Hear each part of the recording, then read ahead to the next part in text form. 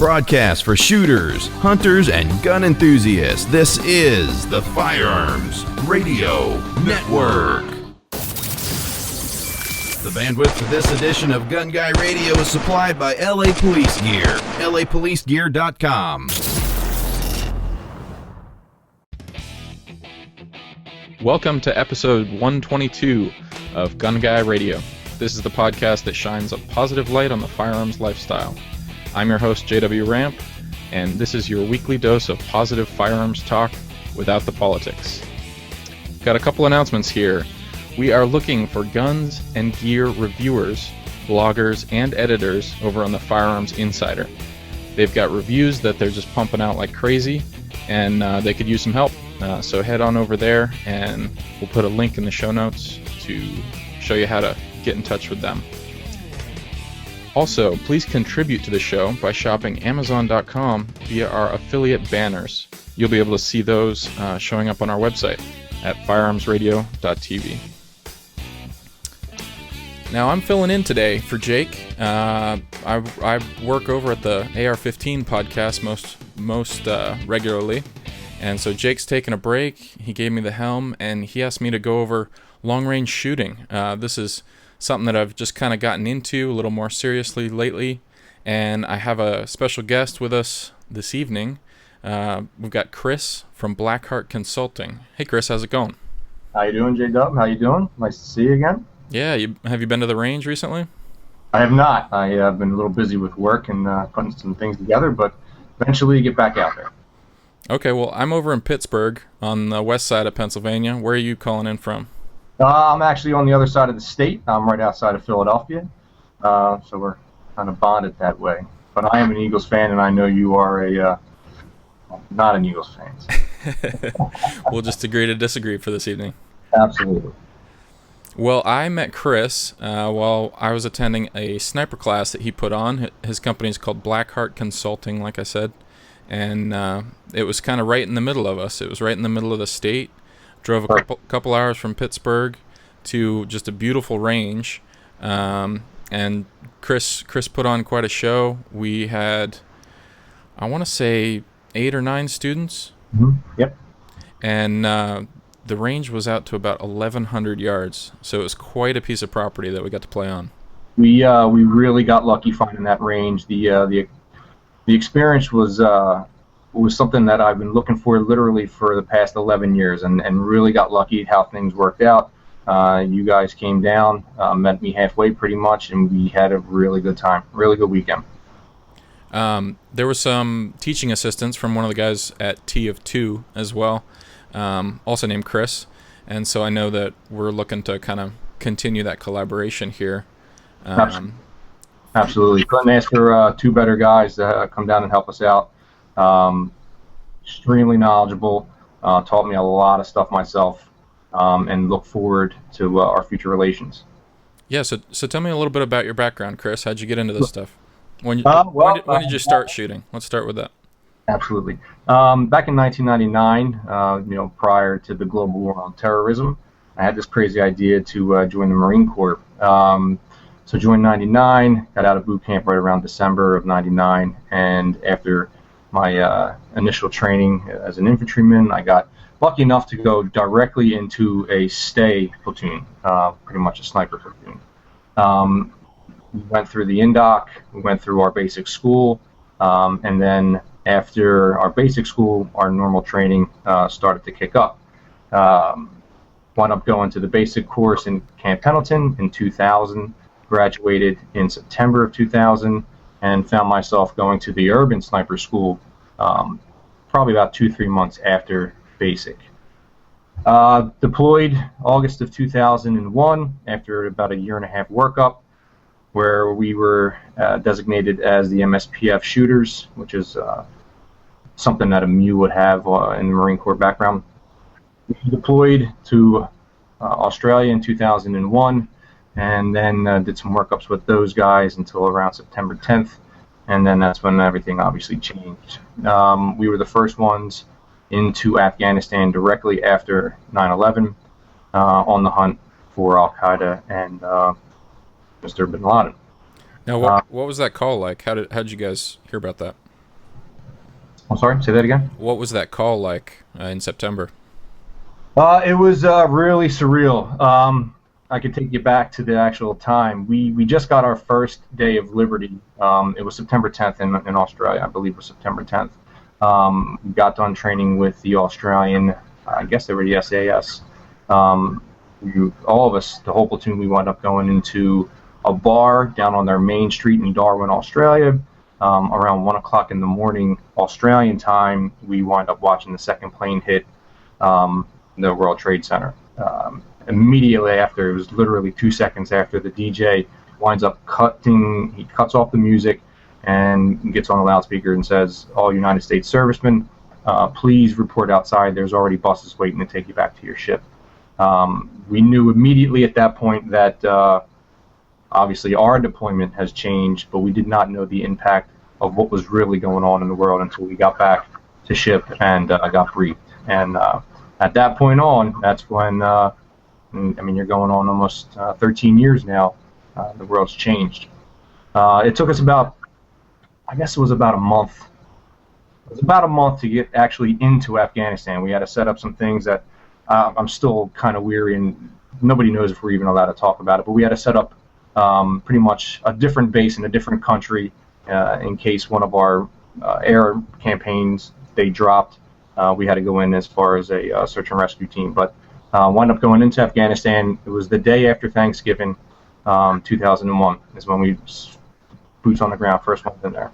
First conventional troops, I should say. First conventional troops. I got lucky enough. I was I was in a team. We wound up deploying with 16 school-trained snipers, and I think to this day that still has not happened. The whole platoon has floated and worked up with 16 fully trained school 8541s at the time. Now they're Rotary 17s, but 8541s we deployed, and our team we got lucky enough to get pushed up north towards Kandahar to meet up with General Karzai at the time and escort him into Kandahar.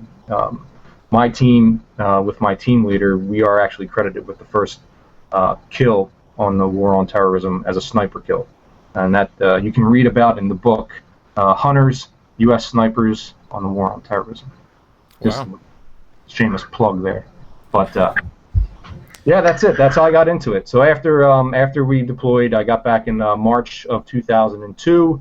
I was sent to the Advanced Sniper School down in Quantico, Virginia, around July. Learned some really good shooting, ballistics. Worked with some FBI snipers, some of their ballistic teams, and that's it. That's my background.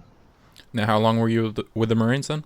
I did 4 years. I did 4 years, but I was with the sniper platoon the whole entire, 3.5 years if you take out boot camp and initial training. But I was with the sniper platoon all 3.5 years. And since then, you've moved into the civilian world, and now you're building this training company. Yeah, I got out in 2003, September of 2003.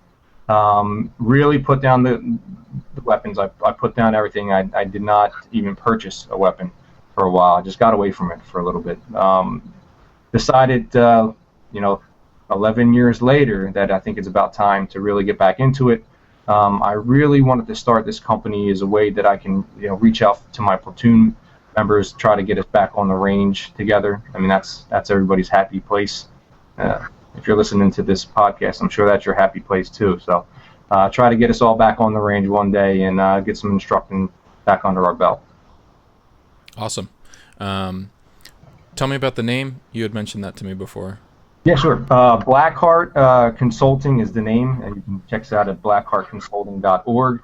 But the history of Blackheart stems back to the 1-1 platoon, my first battalion, 1st Marines, our stay platoon, and the stay means surveillance and target acquisition. That's a sniper platoon. If you ever look around and read something about a stay platoon, that's what a sniper platoon is. But our call sign was Blackheart. We were Blackheart 3.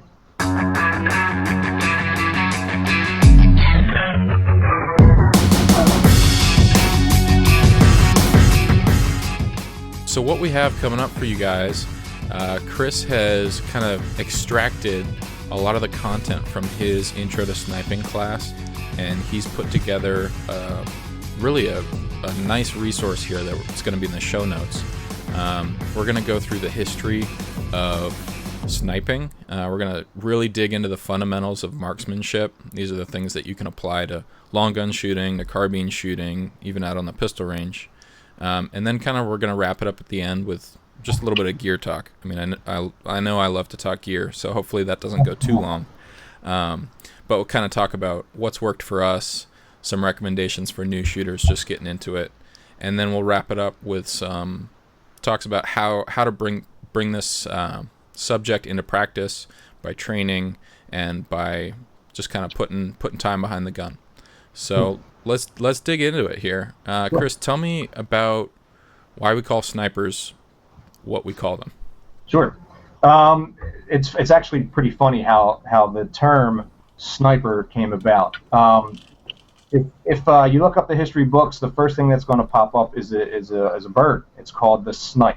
And where the word sniper originated from was back in the 1770s, British soldiers, if they were skilled enough, they were able to pretty much stalk up upon this bird, and if they were able to engage and successfully kill that bird, they would be called a sniper. And believe it or not, that's how it stuck. Early history dates back to the American Revolutionary War. The British Lovat Scouts were considered the first snipers in the Boer War in 1899, and they were actually the first ones to use the ghillie suit. And in World War I, snipers started to get scopes, and this is where the infamous, depending on how you look at it, SS or Scout sniper originated. And no, we are definitely not Nazis if you see an SS somewhere. Some of us actually have, not myself, but they actually have brands on their chest, yes. But it does not mean we are Nazis by any means. It's just paying homage to our history. In World War II is where you're going to start seeing some of the famous sniper battles. You've seen some movies. Enemy at the Gates has a very famous battle between Major Konig and Vassily Zaitsev. It's during the Battle of Stalingrad. And if you watch anything like Saving Private Ryan, you've seen Sniper in the Bell Tower.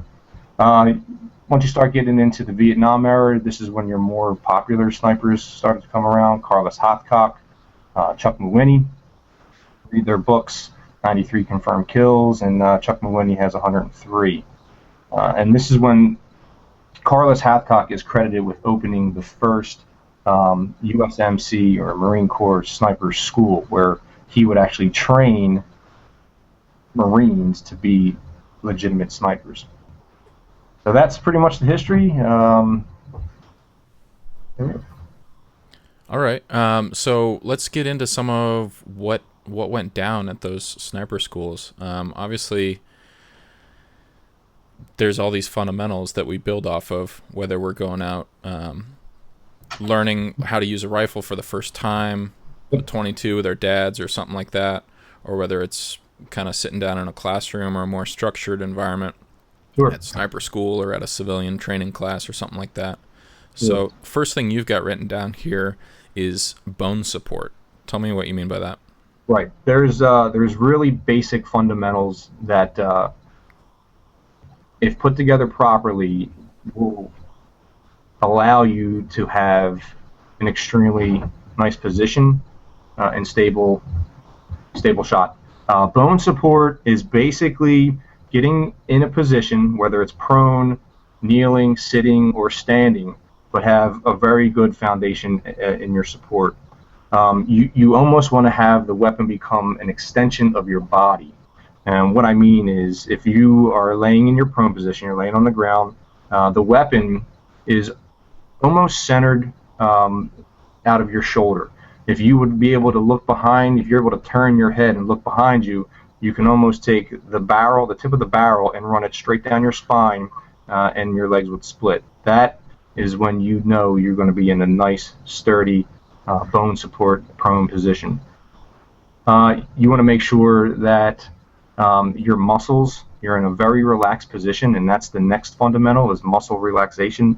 The worst thing that you could do is get in a position, if you have perfect bone support, but your muscles are not relaxed. Once you start muscling your weapon, you're going to start losing, you're going to get into muscle fatigue, you're going to start shaking, and you're never going to be able to reach your next fundamental, and that's going to be your natural point of aim, and I'll talk about that in a little second here. Muscle relaxation is pretty much exactly what it means. You want to be relaxed. You do not want to be tense. You do not want to have your you start to spaz or you start to cramp up, anything like that. You need to relook your position, and you need to get off of your weapon and trying to get back into a nice, relaxed position. When we're sitting at the bench at the range or something like that, it's a little bit of a different situation than stalking up on a target for hours on end, I imagine. And so comfort behind the gun, it's a higher priority if you're going to be sitting there for days on end. Right, yes. Unless you're being shot at or no, you have an enemy running up on your position, you have all the time in the world to get into your perfect position. And you can figure this out not only at the range. You can find what your perfect position is sitting at your house. If you have some time, go lay down in your basement, pull your support out, pull your rifle out, and figure out what works for you, what position is perfect for you. You might have to work on your perfect position so your body starts to loosen up towards that position, because it's not natural to lay sometimes in this position. And here's just a perfect example. When we were doing our little course a couple weeks ago, guys the next day after that first day were popping Advil left and right and complaining that their necks were stiff. Well, yeah, because it's not a natural position. I had the luxury, and all of us had the luxury, when we're shooting 300, 400, 500 rounds a week, so we're laying in that position constantly. So our body got really used to it. It's not a natural position to have your head kind of cockeyed and the heels of your feet laying flat. Nobody likes to be in those positions, but it's something that you just have to constantly work on, and eventually you'll get it. It's just one of those things that take time. Great. So you mentioned natural point of aim. I've heard this kind of described like if you are behind the gun, you close your eyes, you just kind of take a deep breath, let it out, relax, and then you open your eyes again. The gun should basically still be on target. That's I mean, you can't really describe it any better. The only thing that you can attribute to natural point of aim is when you have perfect bone support and you are relaxed and you have that perfect muscle relaxation, your natural point of aim is basically the weapon laying on your support, and you are not disturbing it. You're in a position where you're so stable that that weapon will not move. Now that's going to help out for multiple engagements. When you pull that trigger, and if you do it correctly, once your weapon recoils and comes back down, you're going to be in that general vicinity of that target, again, for multiple engagement. That's why natural point of aim is so key. Not that there's going to be multiple engagements or you're going to be able to take out 6 or 7 deer if they're all lined up in a row. But if you constantly work on the basics and the fundamentals, you will be able to pull your groups in a lot tighter. Yeah, it's something I noticed when we were out on that long range. We really have our scopes dialed right up. So we're looking through just a real narrow fraction of the scene. Right. And if your gun's hopping all over the place, you're going to have to find that target again. And that takes time.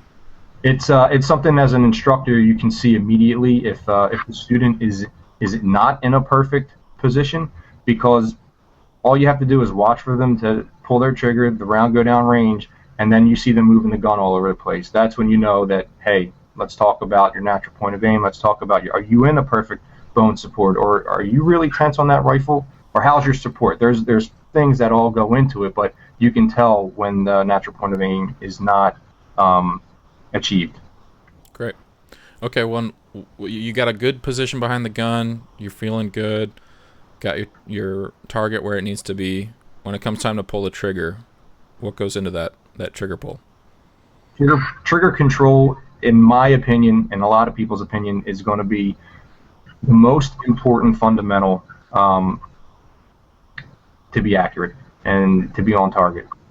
Trigger control at a 7-yard target is a lot more important than, I'm sorry, when you're shooting at 1,000 yards, your trigger control, if you jerk your trigger even the slightest, you could be off by 6-7 feet at a 1,000-yard target. At a 7-yard target, it's a lot different. You still need trigger control, but more importantly, if you're starting to shoot long range, you're starting to get out to 5 and the 600-yard line, trigger control is going to be essential.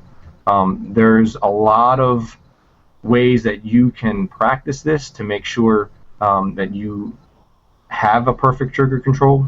A lot of people dry fire. They go down in their basement. There's different ways that you can do this. It's not recommended that you just keep racking your bolt and pulling your trigger. You can use a spent piece of brass. There's all different types. But the most important thing that I was taught when you're trying to achieve perfect trigger control is you want a slow, steady, continuous pull to the rear. It's think of a golfer. When you're up, if you golf, hopefully you golf and you'll understand it. Or if you play baseball, you want to follow through. It's the same kind of fundamentals with pulling the trigger. You don't want to just pull your trigger back, let the round go off, and then you're immediately pulling your trigger off or your finger off of the trigger.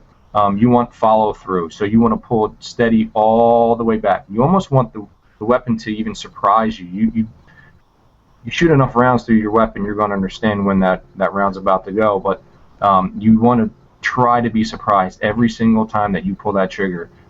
That way you ensure that your trigger control is as perfect as you possibly can get it.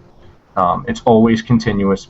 Sometimes guys like myself, you come up with a little ditty that you want to constantly be going over in your mind.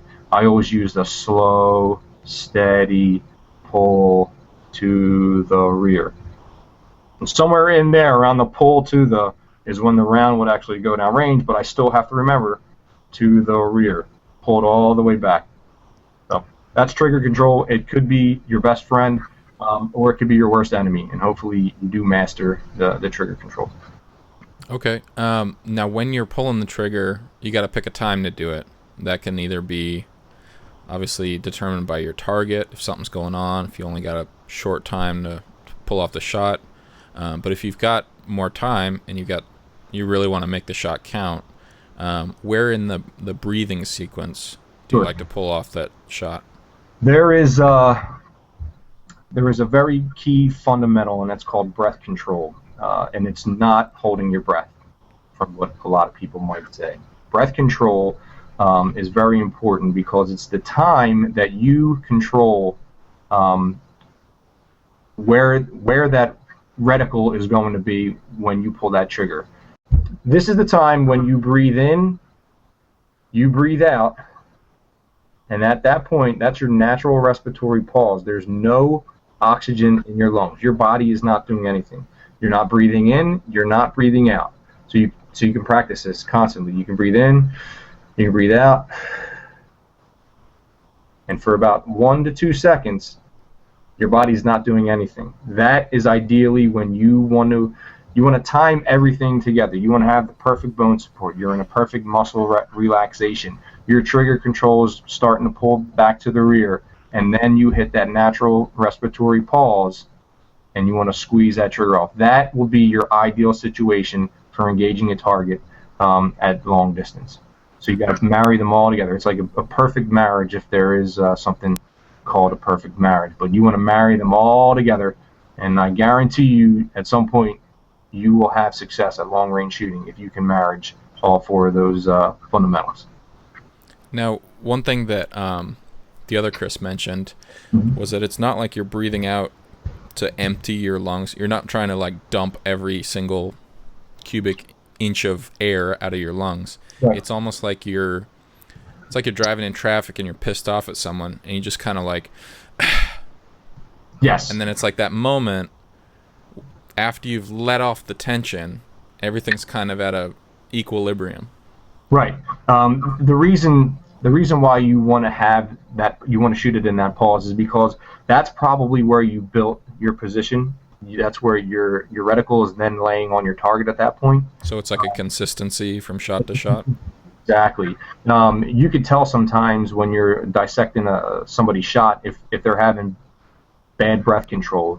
The reticle will move up and down, sometimes slightly right to the left. But you can almost control if you want to have a little bit of an elevation or you need to take off a little bit just by breathing.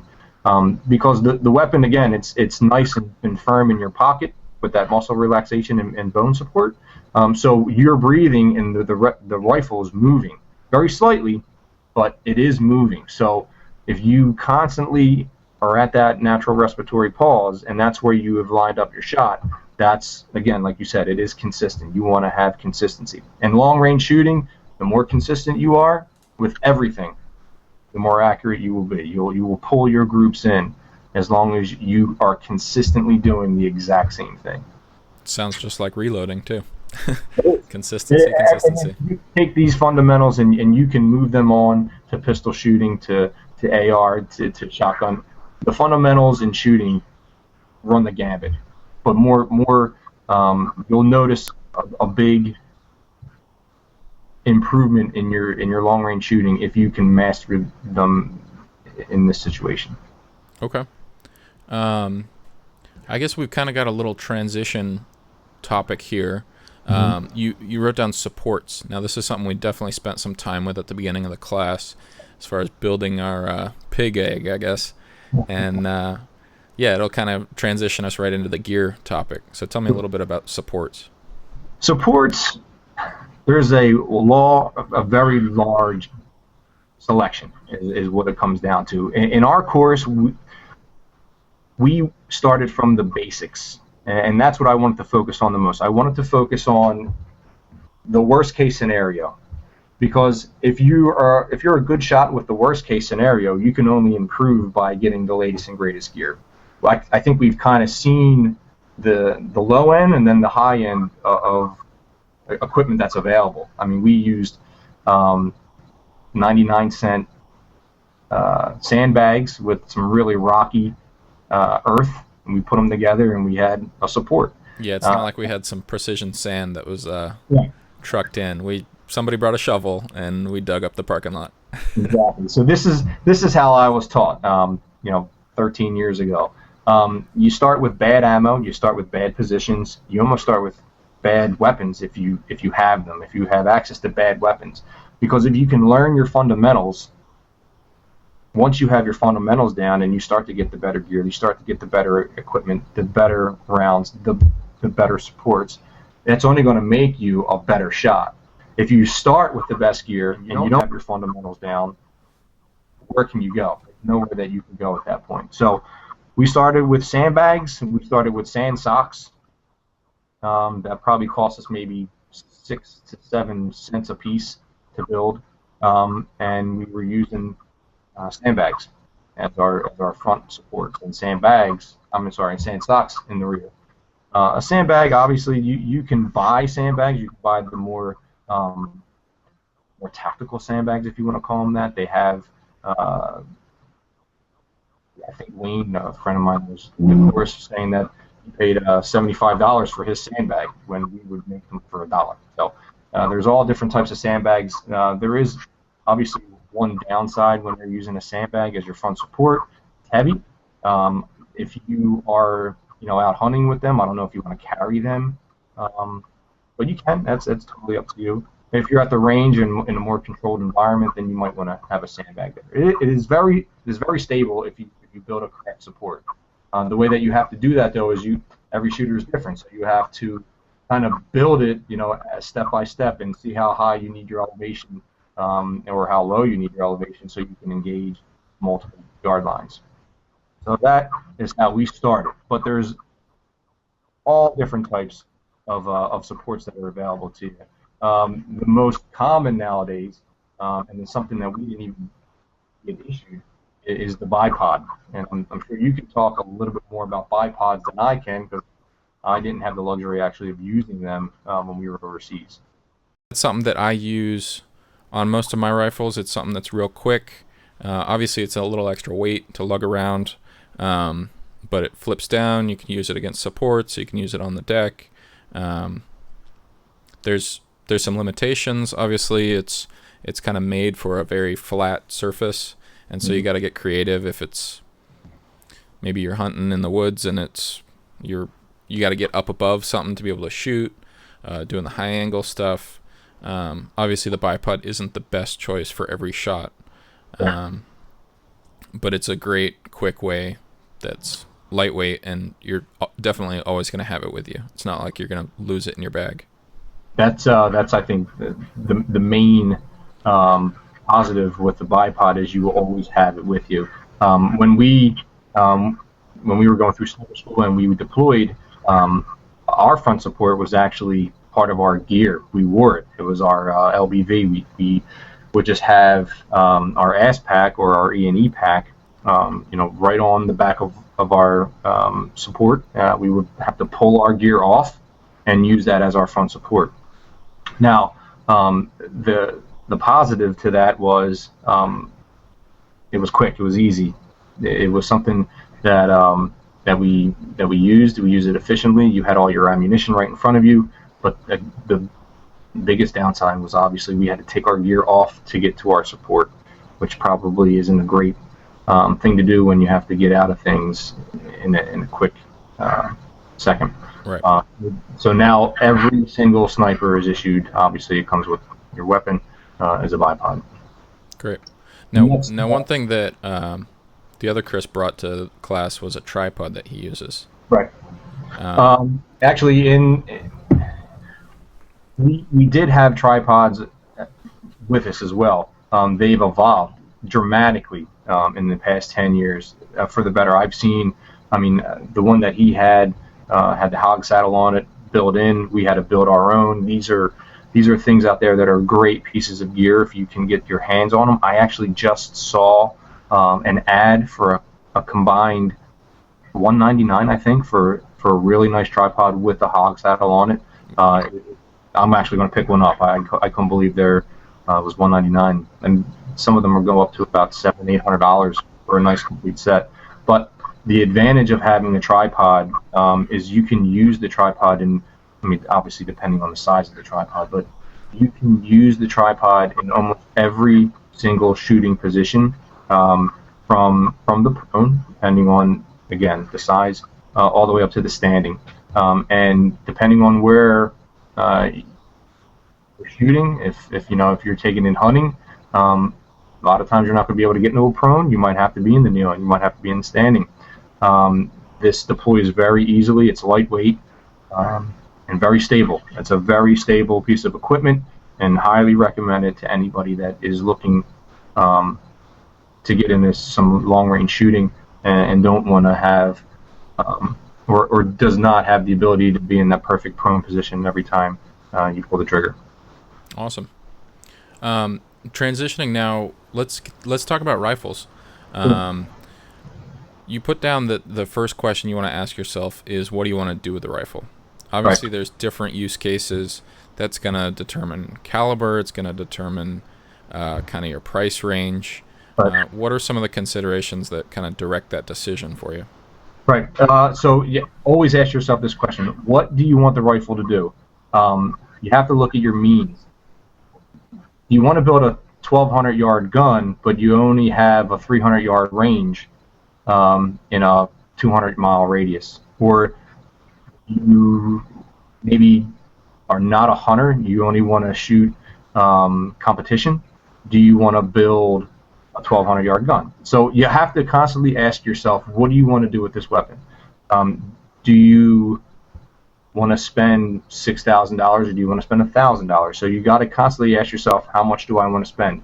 And it's not just for the rifle itself. It's going to be for all the supporting cast members. You're going to need, like we just talked about, you're going to need a support. You're going to need a scope. You're going to need glass. You're going to need rings. You're going to need cheek pads. You're going to need scope pads. There's a lot of pieces of equipment that go into this hobby, and it's not just a one and done. You're constantly going to be upgrading your weapon. So you always have to ask yourself, what do you want to do with this rifle? Do you want it to be a rugged rifle? Do you want it to be a bench rifle? You have to know what your end result is going to be. So, yeah, one of the days at the class, we kind of gave the morning to some bench rest shooters that had a competition, and then we took it from the rest of the day. I can't imagine them lugging one of those rifles around to take down deer. Right. They shoot them really well, but there's definitely specific guns for different applications. Absolutely. So the question is, if you're starting to get into long range shooting, start with the basics. That's going to be my recommendation. That's going to be a lot of other people's recommendation. Is just start with the basics, see what works for you, because what works for you might not work for me, and what works with for JW might not work for you. So start with something that's very simple, that's been out there, it's been proven. When I was in 1999, 2000-ish, we used a Remington 700 build that was used since Vietnam. My weapon was used in Vietnam, and now they're even still being made out of a 700 build. So you cannot go wrong with a Remington 700. They're all different types. They're all different price ranges. But a Remington 700 will definitely be your friend. Now, there's other brands out there that you can easily find a very nice priced weapon that's going to hold a nice minute of angle accuracy, and that's Savage. Savage is also another brand for the beginning shooter. Did you want to talk about anything? Yeah, I mean, I've had experience with both of those brands.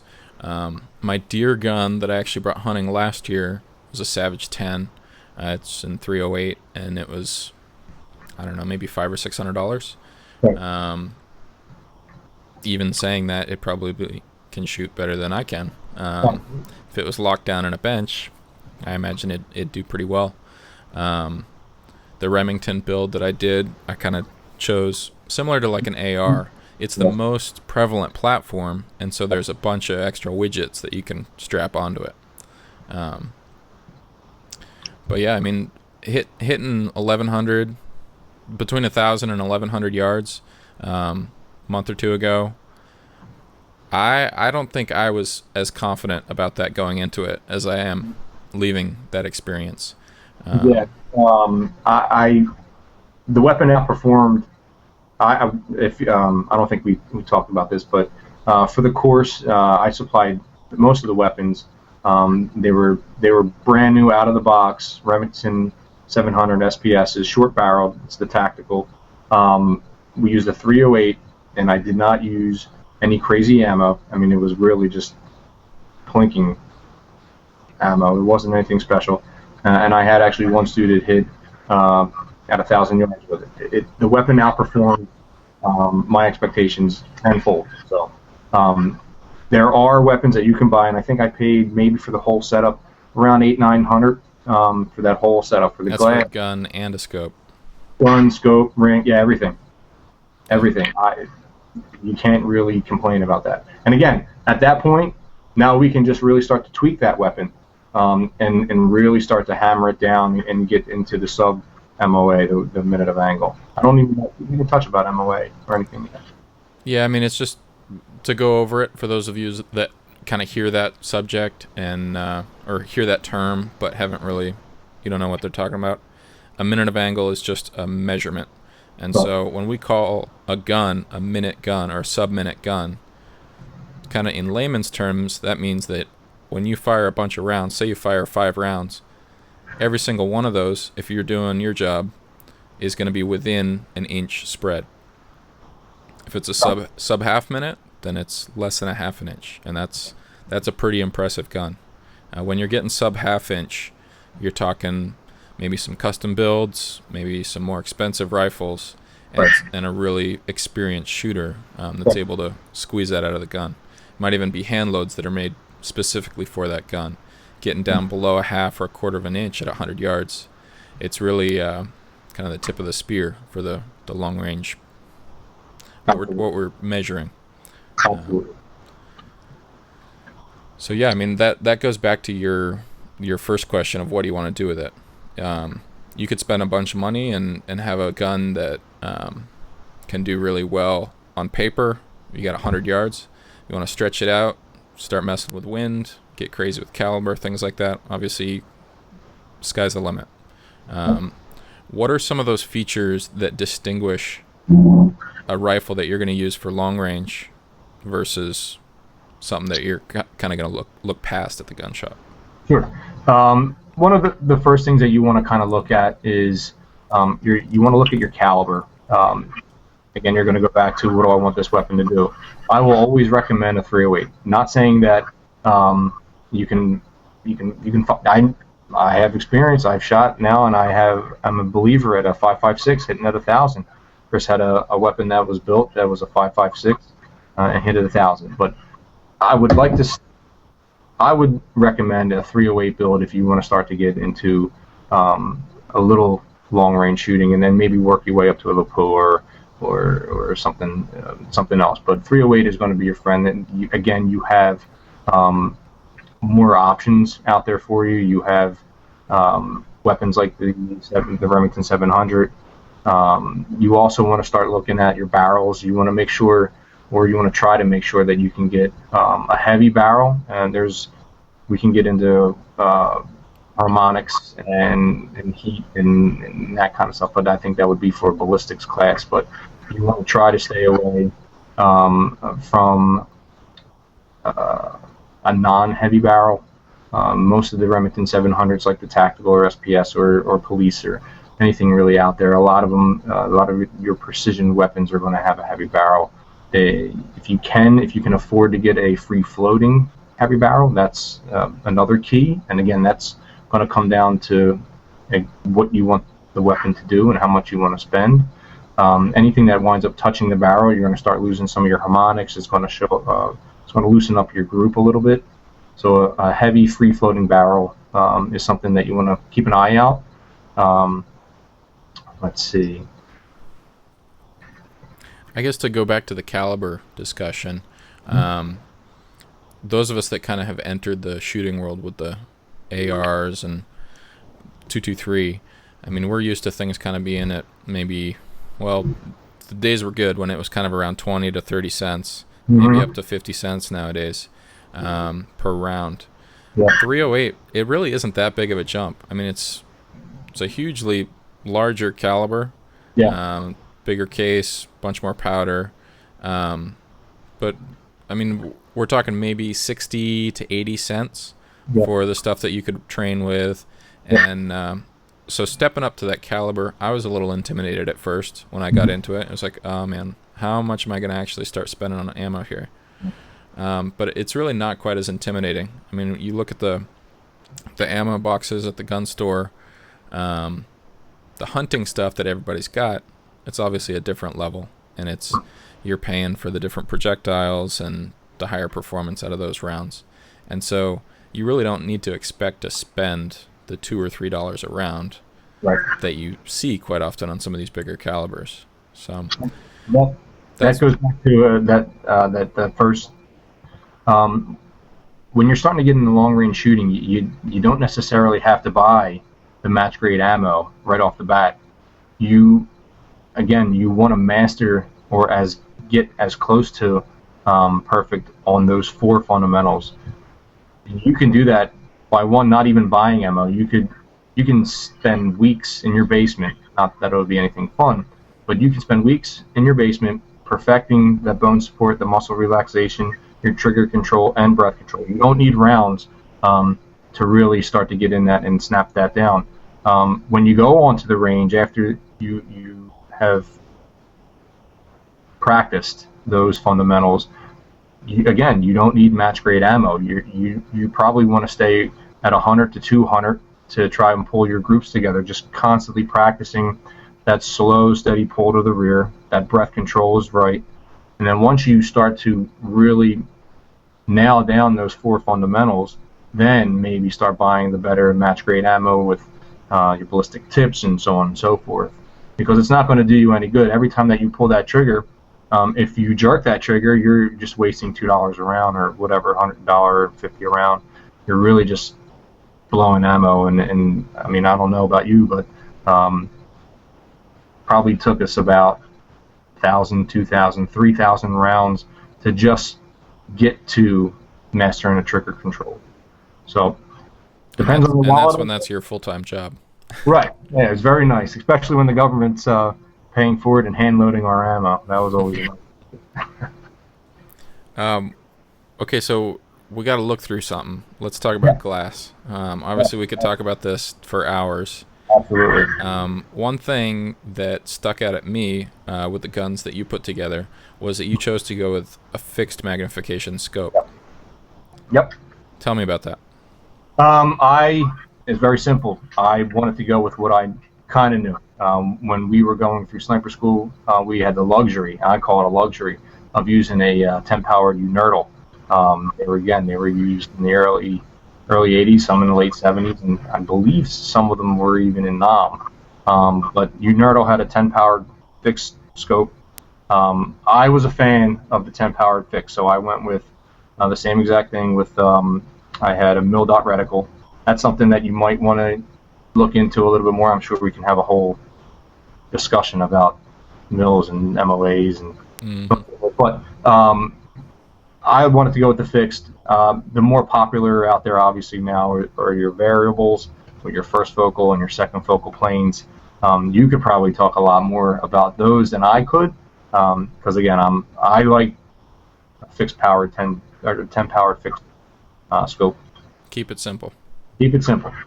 More moving parts, more things can go wrong. And more cost too. And oh my God, yeah, more cost.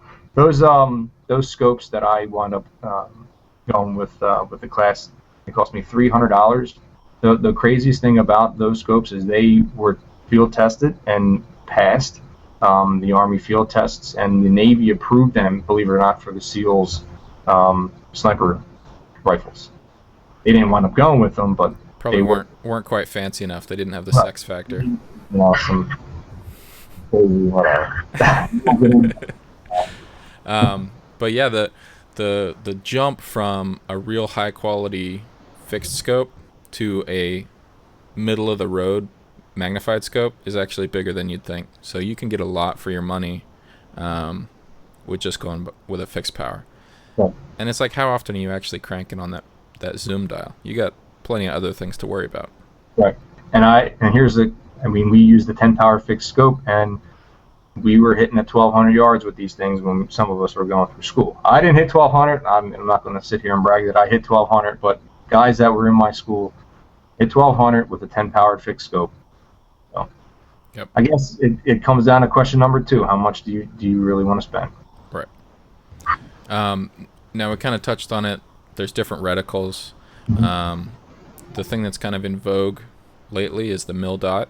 Right. It makes calculations of both range to target and or corrections that you actually don't have to dial into the turrets a whole lot easier. It makes the math in the background quicker. There's all sorts of advantages. Right. And so when you're shopping for scopes, obviously there's the plain Jane crosshairs, but if you get a little fancier, you can actually get a measuring device of sorts built right into your reticle. And so kind of looking into the mil-dot options that are out there, there's some great choices, and more manufacturers are making that standard. What I liked about the scopes, again, I'll go back to the Unerdal. We had mil-dot reticles, and not just to use the reticle for a measuring device. It's great for moving targets, especially if you're a hunter. You can eventually learn if your target's moving left to right and he's moving at a certain speed. You'll be able to figure out where you need to hold. You can also make your corrections for windage and so on and so forth. Obviously, that's down the road, but that's the advantage of having a mil-dot reticle as opposed to a plain Jane, straight posts. So, something you might want to think about if you want to buy one and you want to be done with it. You want to put some good amount of money into your scope. You want to really take a look at. There's plenty of videos online. Check out YouTube and just or Google reticle types and see which one you might want to try and go with. But I would definitely recommend a mil-dot reticle. Yeah, I know both of us have some background with photo, video work, and the maxim for DSLRs, I know, or regular SLRs too, was spend the money on the glass, because you'll keep that for the rest of your life. Yeah. The camera body, it changes every year, every 6 months. There's a new update. Yep. But that glass, it stays with you. And so if you're really looking to make a nice investment in your precision rifle, the glass is something that you could save some money and put towards. Absolutely. Yeah. If you again, but if you're just getting into it, you got to learn what works for you and what you like. So it's one of those double-edged swords. You might not know what works for you 7, 8, 10 years down the road to make that investment, but just try and do your homework and see who's using what. Yeah, the cool thing about the shooting industry is that everyone really is friendly about sharing knowledge, saying, hey, get behind my gun, fire off a couple rounds, don't worry about it. See if you like Take a look, see what you think. So, absolutely. One word of caution that I would throw out there is magnification power is not, it's not like bigger is better. Absolutely. Having a 40 power scope, I mean, what are you going to do with that? You're looking through such a narrow hole. I mean, the image you're going to get is bad, and it's also, I mean, here in Pennsylvania, you got to be able to count how many antlers are on the deer. So maybe a nice set of binoculars would come in handy. That's another thing we didn't talk about, spotting scope. Spotting scopes, range finders, all that. But beyond, 10, 15, maybe 20 power, yeah, I'd kind of stay away from that real maximum zoom range because there's a lot of compromises that are happening. So. Absolutely, and it all goes back to that number one question: what do you want to do with the? Right. If you're shooting the same piece of paper every time, yeah, you might want that. Yeah. If you need a larger field of view because you're engaging multiple targets or you're doing different shoots where you got to transition from 100 yards up to 1,000, if you're so narrowed in that tunnel vision, you're never going to be able to find that target. Struggling all over the place, so you might want a nice field of view. That's why I love a 10 power fix because you do have that nice field of view. Okay. Now, we kind of sprinkled this throughout the conversation, talking about dry firing and practicing your shooting position. Let's get into putting these things into practice. So dry fire, it's huge. You always hear people talking about dry fire. Right. And this is going right back to boot camp in the Marine Corps. Before you even step foot on the range, for a week straight, it's called snap-in. You will sit in front of a big white barrel, and they have little circles or squares, I can't remember, and you will just sit there literally 8 hours and just dry fire your weapon. You're going to be in your position, you're going to get your positions down, and you're just going to pull that trigger back. This is where you learn your trigger control. There's a few techniques that you can use. I tend to get a piece of spent brass, I load it, I rack my bolt, and I sit in my position. You can sit depending on how much range, what your range is like in your basement or out on your backyard. If your neighbors don't think you're crazy or anything, but you can sit there with a piece of paper, just draw a big circle on it, try to simulate, and you can get the formulas online. I forget the website. Hopefully I can put it in the shot, the notes here. What size you'll need to simulate 100 yards. You want to try to really gear everything towards 100 yards, and we can get into 0 and that kind of stuff later, but you want to try to simulate 100 yards of dry fire. You could put a piece of spent brass and literally just work on that trigger control and just keep racking the bolt. Obviously, you're just going to have to keep loading that piece of brass, but you really want to work on what you want to get used to your weapon, obviously, so you want to continuously use that piece of does that even make sense? I want to make brain farts again.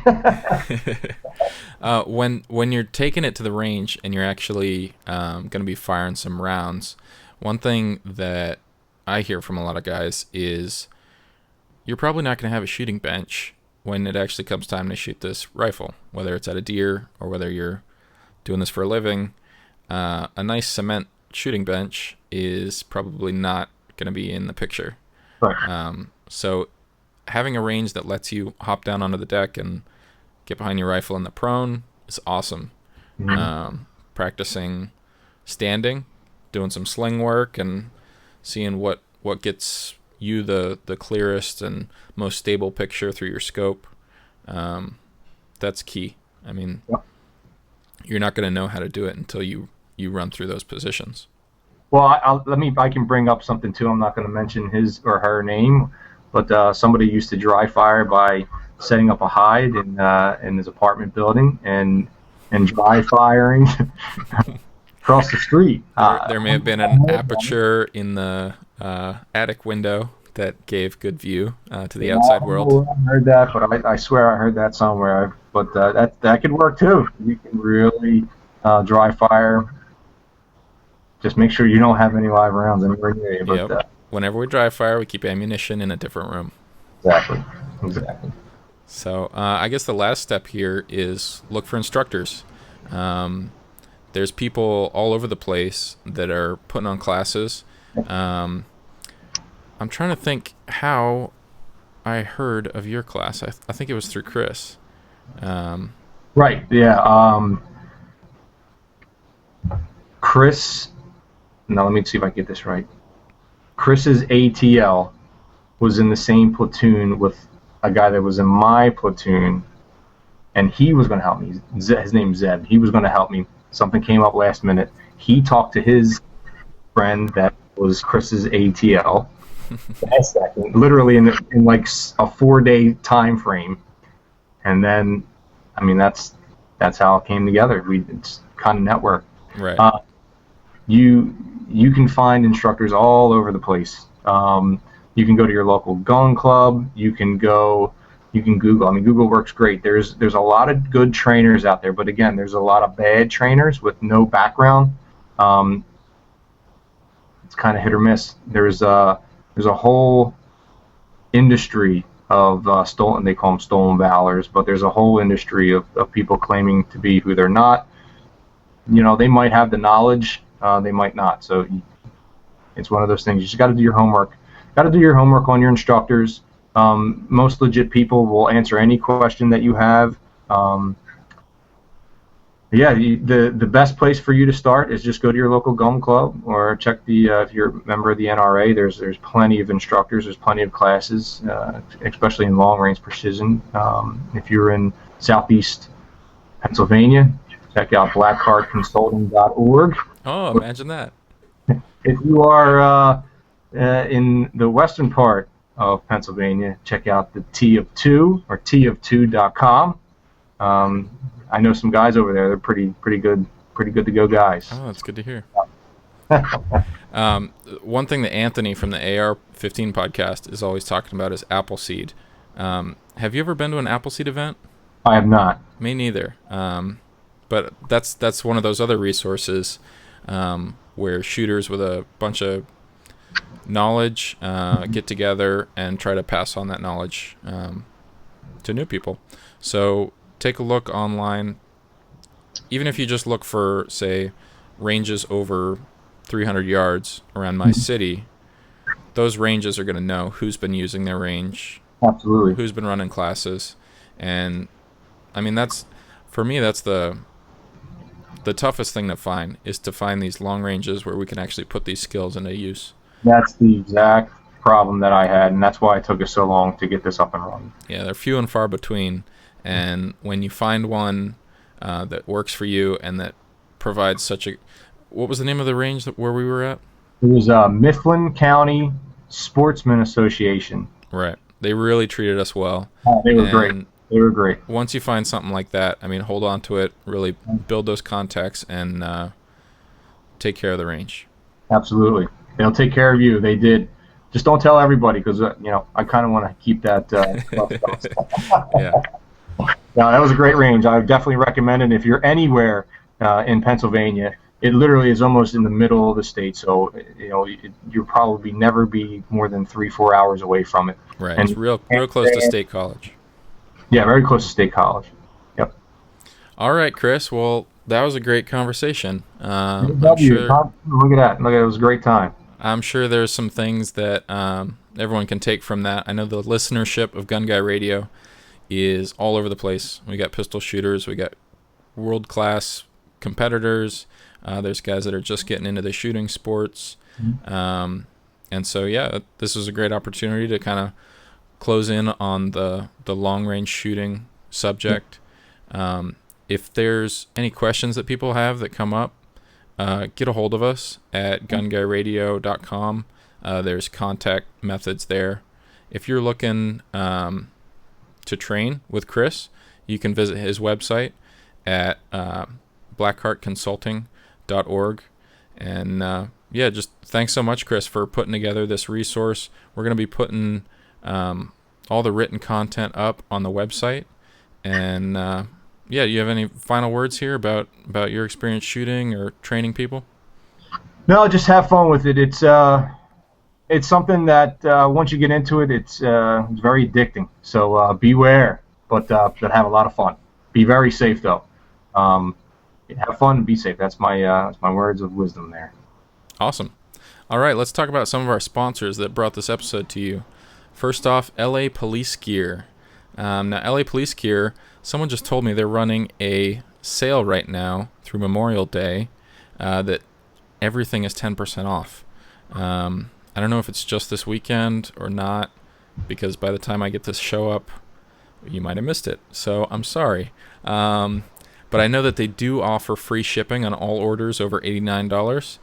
So that's great. I know shipping can really tack onto the order. They got a 365-day return policy.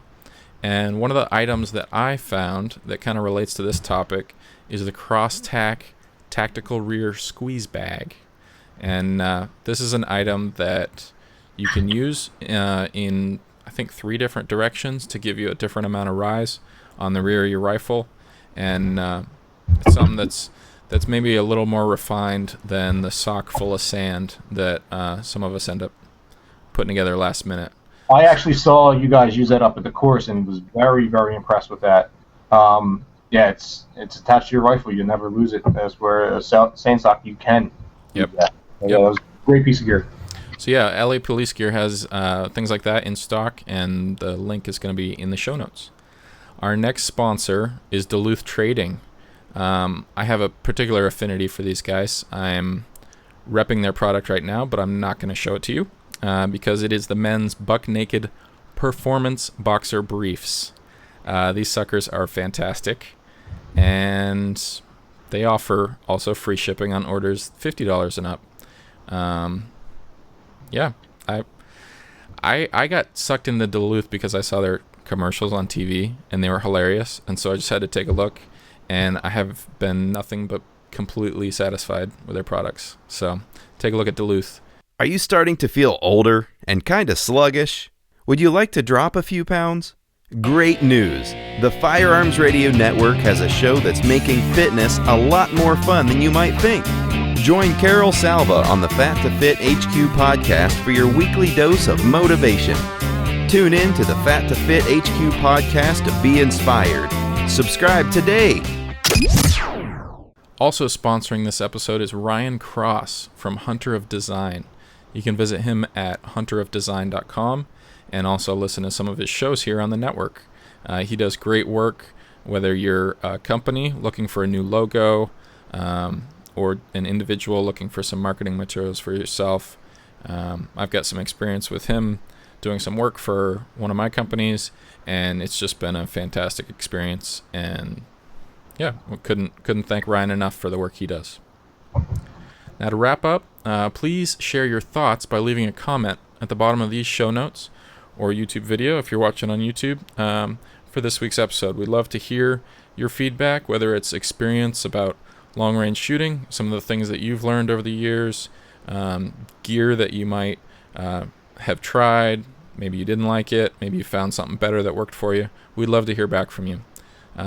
While you're listening on iTunes, please subscribe so you can get this on a regular basis.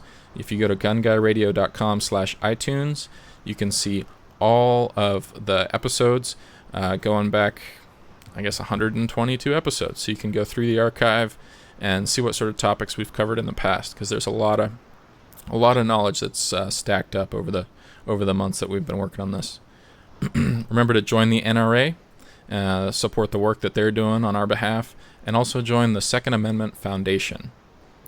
Remember not to forget shopping at Brownells by using our affiliate link. If you're looking for anything gun-related, it'd really help us if you did it through our affiliate link at gunguyradio.com/satisfaction. On another note, over at the AR-15 podcast, we're working on a build. Brownells gave us a whole bunch of parts to put together a rifle, and we're giving it away at the end of the summer. So take a look at that at the AR-15 podcast. Remember, you can also contribute to this show by shopping Amazon.com through any of our banners on the website. And don't forget to check out all the other shows here on the Firearms Radio Network by subscribing and listening completely free at firearmsradio.tv/iTunes. All right, thanks, guys. It was a great show. I look forward to being on here again in the future with Jake and with the rest of the guys here at the network. Thanks again, Chris, for putting together such an awesome show. And have a good one. You too, man. Take it easy. All right. This has been a production of the Firearms Radio Network. You can find more information at firearmsradio.tv.